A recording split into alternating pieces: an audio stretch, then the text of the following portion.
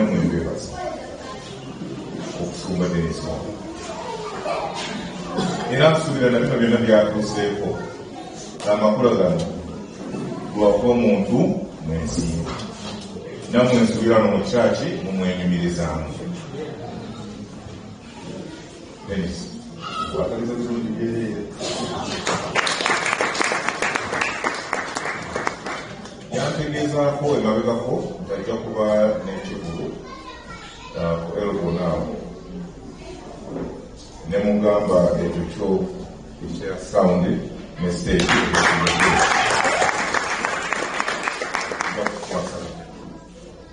era ekyo nakikusuubiza era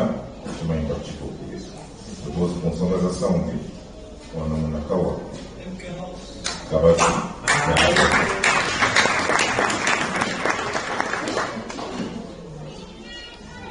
nali omubaka wammwe wakati wa 2016 ne 2021 ng'omuntu nafuna challenges nyingi nnyo omwali okunsiba ne accidents ez'enjawulo seemu oba accidents mpitirivu naye Katonda oyo byonna yakukola era olwaleero